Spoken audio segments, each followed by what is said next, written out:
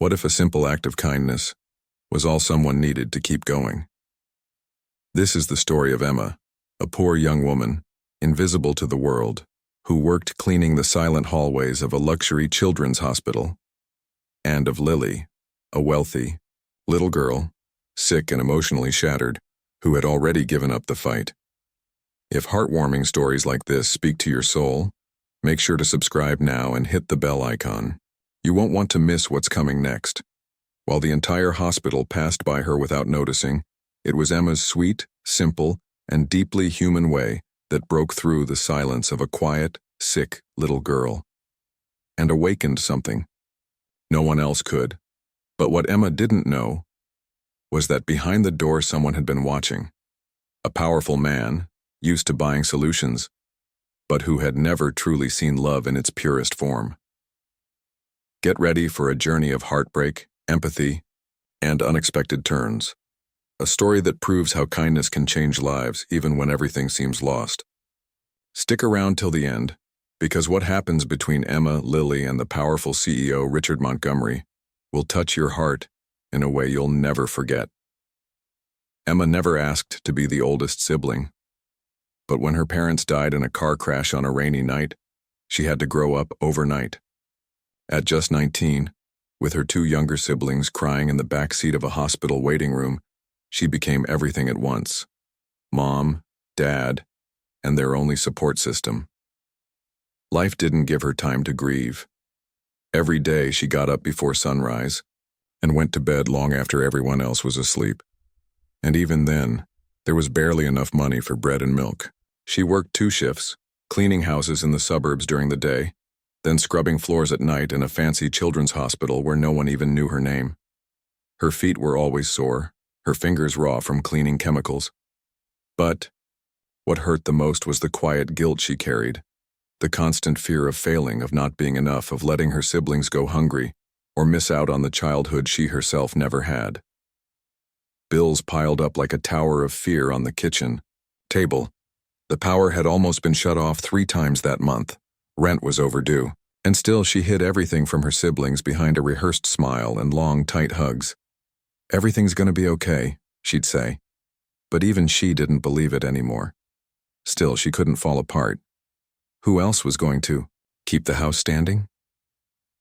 The hospital felt like a world apart, all white marble, expensive toys, and smiling doctors. Emma cleaned rooms where kids had tablets, private nurses, and families who brought flowers and chocolates. Sometimes she'd see the kids laughing with their parents, and it would squeeze something deep inside her chest. It wasn't envy, it was longing, a longing for what she'd lost. She hated admitting it, but she had thought about quitting, about running away, just disappearing. But every time the thought crossed her mind, she saw her siblings' little eyes sleeping beside her on that old mattress. They were her reason, her anchor, the why behind every blister on her hand. And for them, she endured it all. There were nights when Emma allowed herself to cry in the hospital bathroom, with the mop leaned against the wall and the exhaust fan humming loud enough to cover her sobs. It wasn't weakness, it was exhaustion. It was missing her parents, missing comfort, missing a hug that didn't exist anymore. But all it took was drying her eyes, stepping back into the hallway, and becoming invisible again. No one knew her battle. She moved past doctors like a shadow, gripping the mop tightly and keeping her eyes down. She never dreamed of riches, only dignity, a job that paid enough, a chance to study, a shot at a better life for her siblings. But at that point, everything felt painfully out of reach. And so Emma walked every day on that quiet edge between exhaustion and faith, not knowing her path was about to cross with someone else's, someone who had already stopped wanting to live. Emma was 22, but she carried the weight of a lifetime on her shoulders. Her green eyes, once curious and bright, now held a quiet weariness behind polite smiles. She was beautiful, though she didn't know it. The mirror only showed her dark circles and worry lines. She'd been wearing the same pair of sneakers for 3 years and the same worn-out janitor's uniform, with Emma stitched on the pocket, the only thing in that whole luxurious place that said, "I exist." Since the day her parents died, she hadn't had a choice. She dropped out of school, turned down party invites, sold her phone to buy school supplies for her siblings.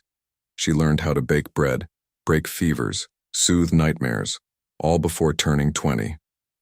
Childhood had slipped away without warning, like something torn from her hands. And even after all that, Emma hadn't grown bitter. Her heart was still soft, full of quiet hope. The kind nobody notices, but that keeps people going. She moved through the hospital silently, never wanting to be in the way. She knew where not to walk, avoided eye contact, and had somehow trained herself to make her body smaller, just to fit into the spaces no one else wanted. But even in her silence, she saw everything. The kids hooked up to machines, the parents crying in the hall, the luxury that clashed with her own hunger for fairness.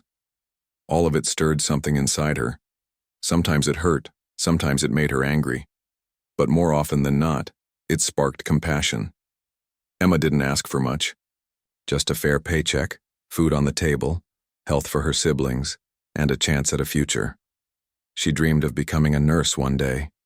Her hands were gentle, her voice calming. She had a gift for taking care of others. But time moved fast. Bills didn't wait, and her dreams were swallowed like that last sip of cold coffee at the end of a long shift. Despite everything, she never complained. She was the kind of person who smiled even when her soul ached.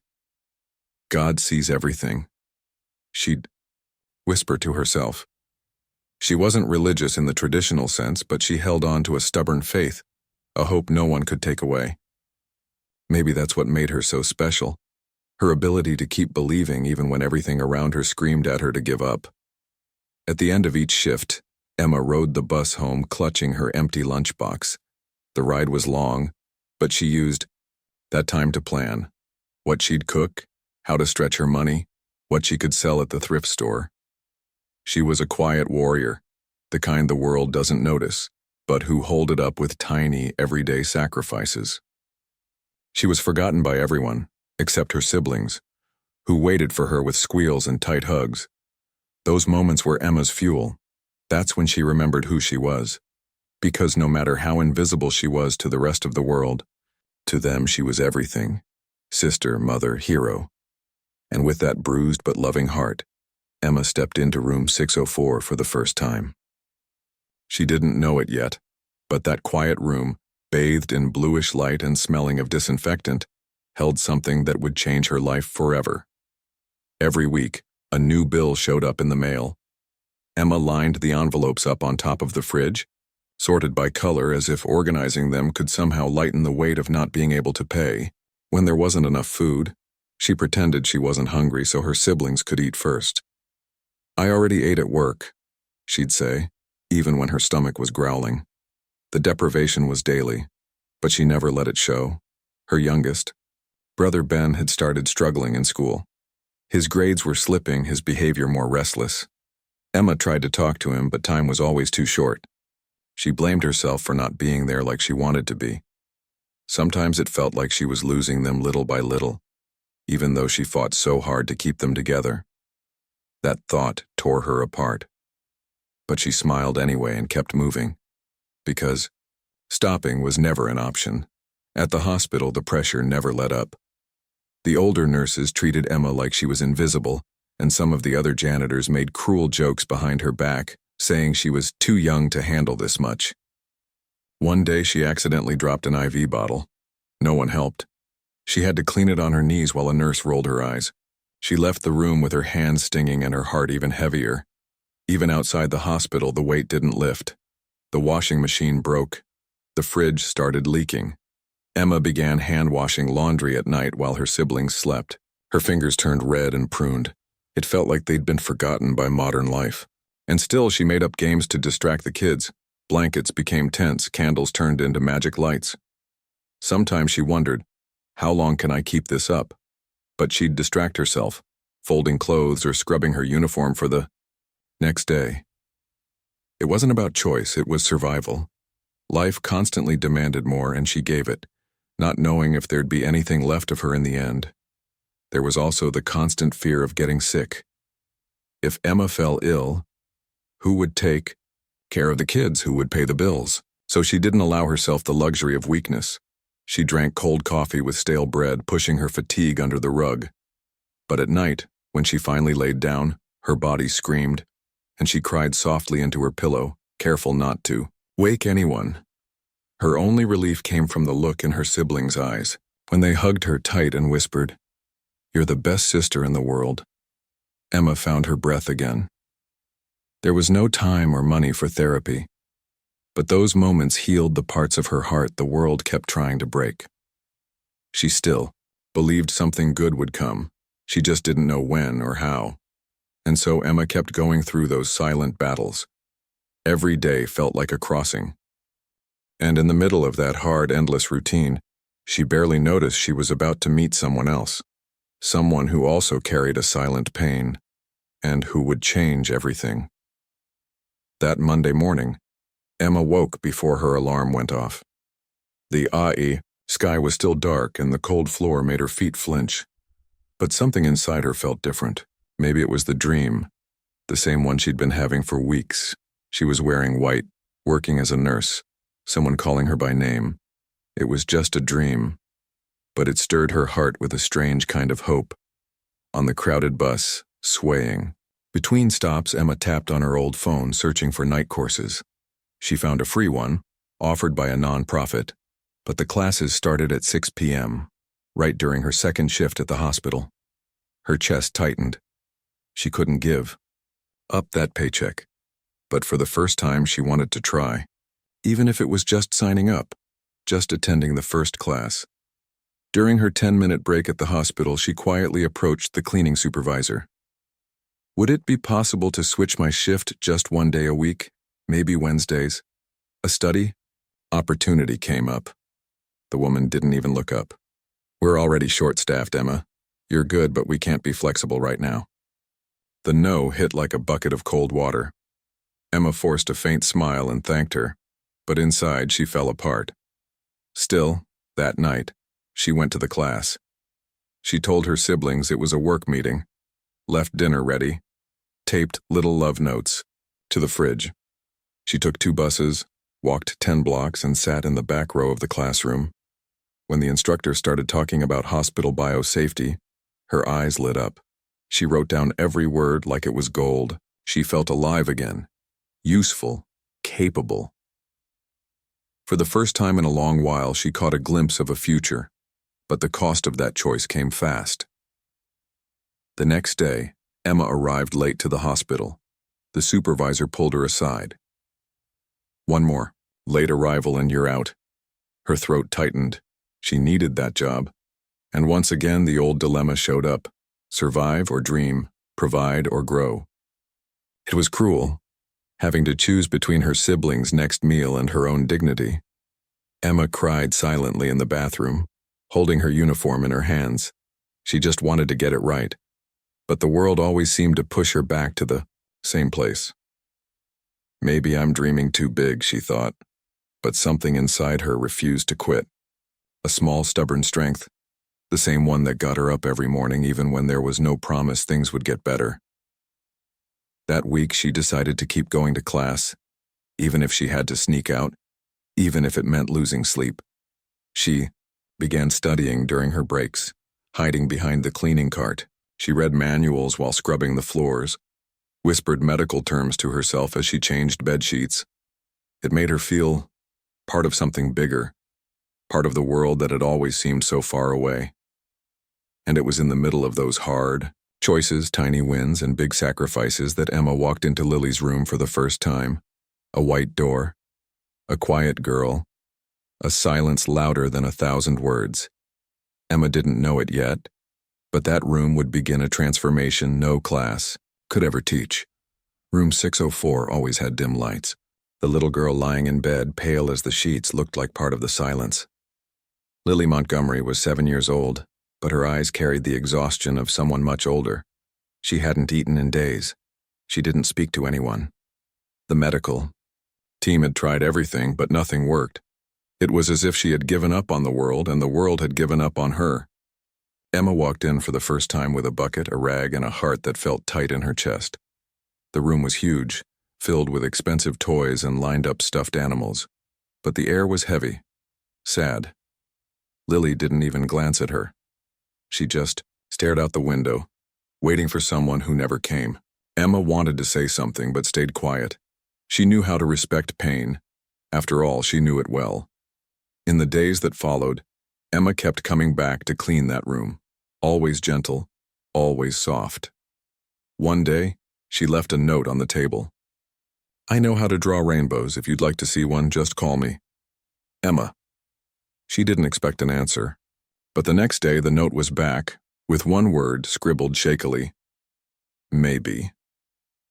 It made her heart skip a beat. It was a beginning. Emma started talking to Lily like you'd talk to a frightened bird. She told silly stories about the meals she cooked for her siblings, how she hated brooms that were too tall, how the sky turned beautiful after a storm. And slowly, something shifted. Lily began watching her. One day she smiled. Another day, she tucked her hair behind her ear. Until, finally on a gray afternoon, Emma held out a spoon of soup, and for the first time in weeks, Lily took it. The moment was small, but it was everything. A nearby nurse wiped tears from her eyes. But Emma didn't say a word. She just held Lily's hand gently. There was something pure there. A quiet exchange between two wounds that had recognized each other. Emma didn't know it, but that moment was being watched. Richard Montgomery, CEO of one of the largest companies in the country, stood in the doorway. Crisp shirt, cold demeanor, but his eyes were glassy. He came to visit his daughter every day, but she never gave him more than cold silence. And now, she was smiling at a janitor. It stopped him in his tracks. There was something about this young woman that shook him, a light in her that even pain couldn't dim. In the days that followed, Lily started waiting for Emma. She wanted her stories, her drawings, her secrets. The quiet girl was speaking again, eating again. Doctors noticed a surprising recovery, but no one understood what was really healing her, the bond with someone who wasn't trying to fix her but simply loved her just as she was. Emma was changing too. For the first time, someone looked at her with genuine admiration. Lily's sweetness reminded her that she still had so much love inside her. And without even noticing, she was healing too. Healing from old scars, from being invisible, from never feeling like enough. That connection between the two grew like a flower through concrete, fragile, unexpected, but strong. And that strength began to stir something in Richard's heart. Who was this young woman, and why did her presence give his daughter something that not even all his money in the world could? Richard Montgomery wasn't the kind of man who got emotional easily. His life was all about numbers, decisions, multi-million-dollar contracts, and private jet flights. But that quiet afternoon, standing outside the door of room 604, he felt something he hadn't felt in a very long time. Helplessness. His daughter, heir to his empire, was smiling, and it wasn't because of him, it was because of Emma. In the days that followed, Richard discreetly had the young janitor's life investigated, not out of suspicion, but out of need. He wanted to understand what made her so special. The report came back quickly. Emma Carter, 22 years old, orphan, guardian of two younger siblings, worked 2 jobs, no criminal record, no real opportunities, invisible to the world, except to his daughter. That undid him, and it made him face his own failure. Meanwhile, Emma had no idea she was being watched. She kept on with her routine, night shifts at the hospital, classes on Wednesdays, and small miracles in Lily's eyes. But one evening she came home to find Ben sitting on the sidewalk. "They cut the power," he said, holding a crust of stale bread. That was too much. Emma bit down on her tears. She couldn't live like this anymore. The next morning, at Imran, the hospital, Emma locked herself in the staff bathroom and broke down. She sat on the cold floor, leaned against the wall, and cried like she hadn't cried in years. She thought about quitting, about running away, about finding somewhere she could just breathe. But then she remembered Lily's smile, and something inside her calmed. She couldn't give up, not on herself, not on that little girl, not on her siblings. Richard showed up that evening, not as a CEO, but as a father. He asked to speak with Emma. She panicked, thinking she was being fired. Her hands trembled, but his tone was calm and sincere. "I want to understand how you made my daughter smile again." That sentence shattered the silence between them. Emma, still in shock, simply said, "I didn't do anything, I just sat with her and listened." The conversation went on. Richard listened as she spoke about her siblings, her postponed dreams, her secret studies. Every word from Emma was like a quiet stab in everything Richard had forgotten about being human. When she finished, he said softly, "You deserve more." And right there, under the pale lights of that hospital hallway, her life began to shift, even if she didn't know it yet. In the days that followed, Richard looked at Emma differently. No longer as an employee, but as something rare. A quiet strength he had long lost in himself. He began thinking about how to help her, without it seeming like charity, because it wasn't. It was justice. It was the least he could do for the woman who had brought his daughter back to life. But while Richard's heart began to open, Emma's fear grew. Her bond with Lily made her feel vulnerable, and the world, she knew it well, wasn't kind to people like her. Still, sometimes life backs you into a corner just to show you a door you never knew existed, and that door was about to swing wide open.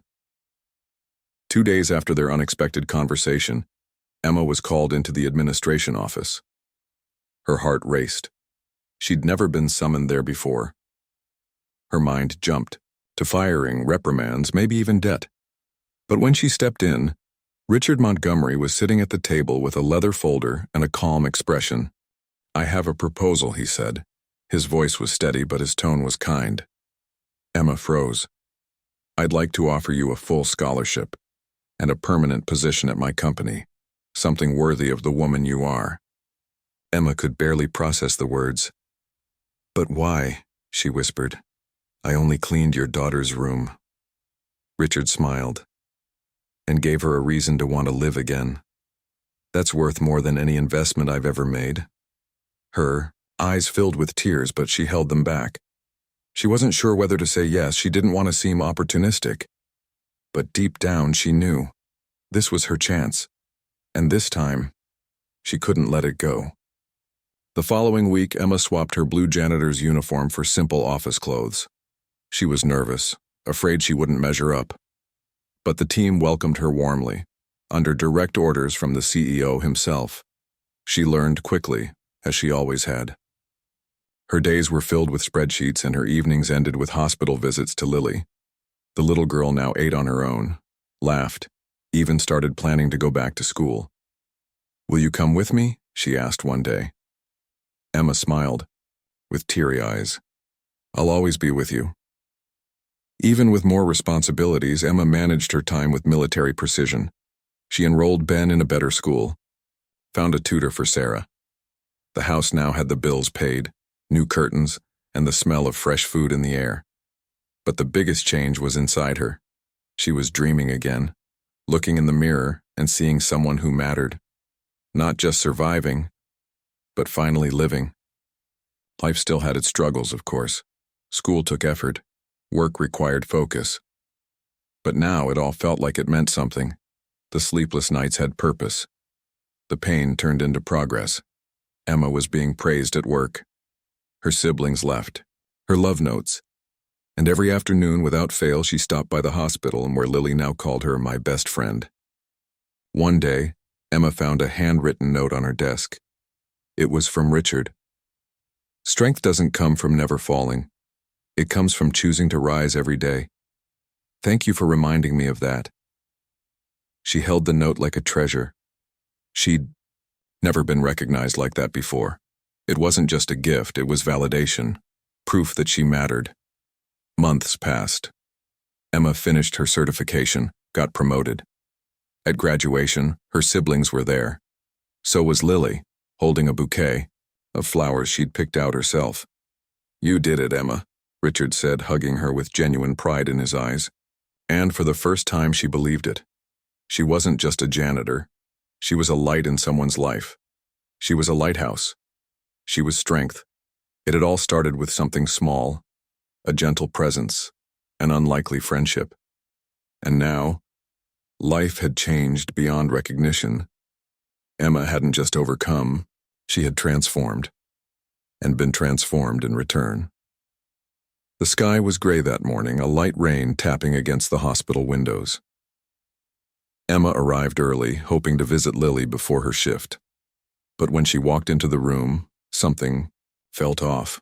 The bed was empty, the toys packed away, the room silent. Her heart dropped. "Where's Lily?" she asked a nurse in the hallway, voice trembling. "She had a setback overnight," the nurse replied softly. "She's in the ICU now." The world spun. Emma ran to the front desk, eyes frantic. A doctor tried to reassure her, but her expression was somber. "We're doing everything we can." Emma wasn't allowed inside, so she sat on the cold floor, arms wrapped around her knees like a child. The pain in her chest was sharp, unbearable. She felt like she was losing something, someone, and she couldn't handle another. Goodbye. Lily wasn't just a patient. She was her healing, her friend, her light. That same afternoon, Richard showed up. For the first time, Emma didn't see the powerful CEO. She saw a desperate father. He sat beside her in the hallway. "They say it's serious," he whispered. "But I keep thinking she only got better because you were there." Emma nodded silently. His words hurt. "If I lose her, I don't know." He didn't finish, but in his eyes, she saw a pain she knew all too well. The kind of pain that doesn't know where to put all its love.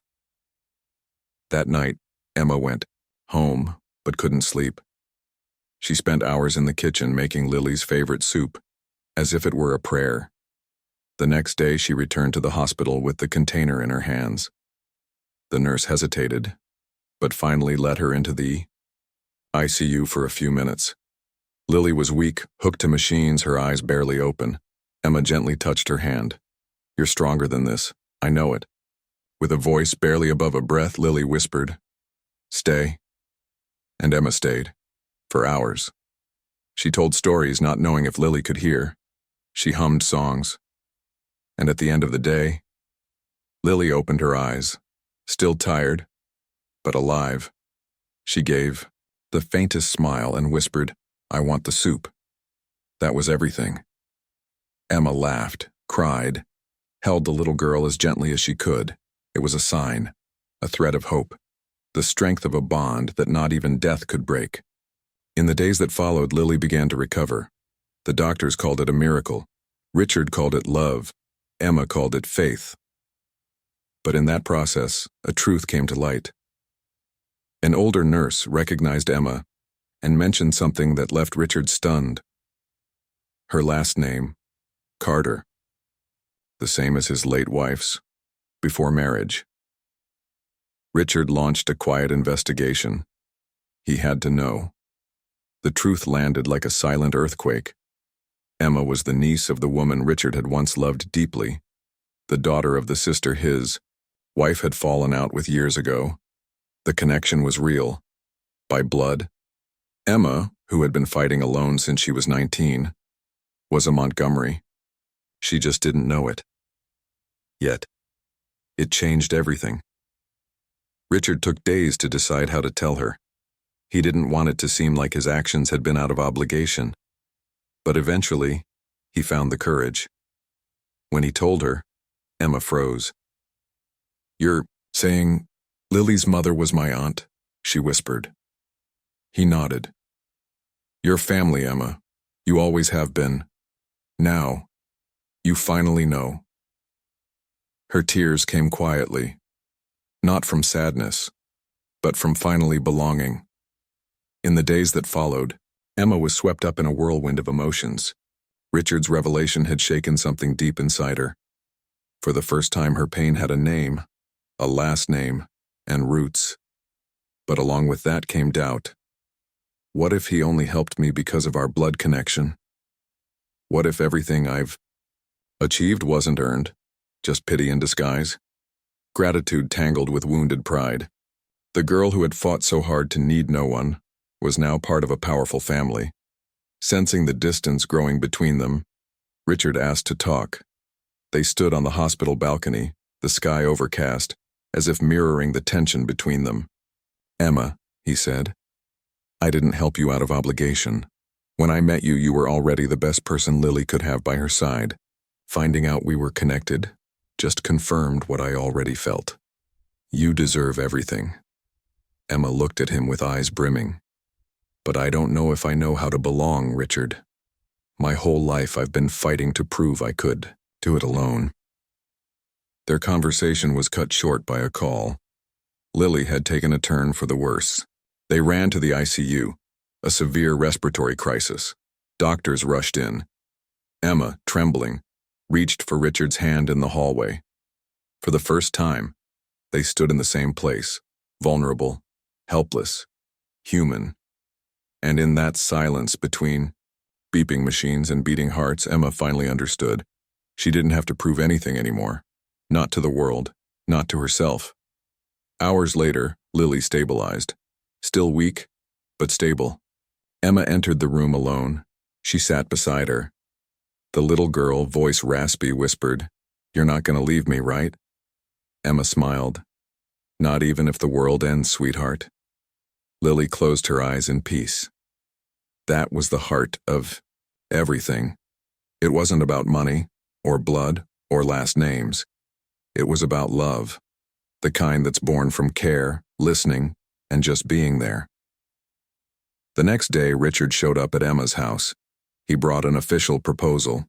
He wanted her to lead a new company initiative, a social impact division to support at-risk youth with education and dignified work. "You know what it's like to not get a chance," he said. "Now I want you to be the one giving them." Emma, emotional, paused for a moment and accepted. The contract was signed at the hospital, in the same room where Lily was now recovering, with giggles and colorful books. Emma and Richard exchanged a look that said everything. It wasn't just a contract. It was healing the past. It was the start of something new. For her, for Lily, even for him. In this new chapter, Emma found her strength again. But not alone this time. She learned that accepting help is also an act of courage. That being part of something bigger doesn't erase your story. It amplifies it. And when she looked at Lily, now healthy and full of hope, she knew it was all worth it. The final battle hadn't been against anyone. It had been against the voices in her head telling her she couldn't. And she had won. The months that followed felt like a rebirth. The former janitor with tired eyes now walked through the halls of Richard Montgomery's company as the coordinator of a project that bore her name, Seeds of Tomorrow. It felt strange to be called Miss Carter, but she was slowly getting used to it. She still carried the humility of someone who had once swept those same floors in silence. But now, she had a voice. And when she spoke, people listened. Emma hired interns, visited neighborhoods, built partnerships with schools. And in every young person she helped, she saw a version of herself. She remembered cold leftovers, power shutoffs, sore feet after work. But now each story that crossed her path found a bridge in her, a living hope that it was possible to make it, even when everything says you can't. At home, Ben smiled again. Sarah's grades improved. The house had flowers in the windows, books on the shelves, and the smell of cake on Sunday afternoons. But most of all, it had peace. For the first time, Emma slept without fear of tomorrow. Not because everything was guaranteed, but because now she knew who she was. She knew what she was capable of, and she knew she wasn't alone anymore. Her relationship with Richard became something rare, a true friendship, born out of pain and built on mutual respect. They had lunch together sometimes, talked about Lily, about work, about life. He was no longer just the powerful CEO. He was someone who had learned to listen, to feel, and Emma, in all her quiet grace, had humanized him in a way he didn't even know he needed. Lily came home, slowly returned to school, to drawing, to dreaming, but she still visited Emma's office often, bringing her little notes, flowers, and that contagious smile. "You're my heart, sister," she'd say, hugging her tight. Emma kept every single note like a trophy, not of success, but of love. Because that love had saved them both, in different ways, but just as deeply. Even with her new life, Emma never forgot where she came from. She still visited the hospital, talked to the cleaning staff, brought birthday cakes, hugged the kids who looked lost. She knew sometimes all someone needs is to hear, "I see you." Behind the scenes of this new Emma, there were still doubts, insecurities, old wounds that flared up from time to time. But now, she had the tools to face them. She had community, purpose, peace, and most importantly, pride in who she had become. Because everything she achieved came from effort, yes, but also from love. The love she gave, and the love she had finally learned to receive. And when people asked how it all began, she simply smiled and said, "With a spoonful of soup," and a silence we learned how to fill with love. Emma sat on a wooden bench near the hospital playground, watching Lily push Ben on the swing. It was late afternoon. The orange sky bathed everything in gold, as if the universe whispered, "You made it." Beside her, Richard held a warm coffee, a comfortable silence between them, until he said softly, "Funny, isn't it? It was pain that brought us together, but it's love that keeps us here." Emma smiled, tears in her eyes.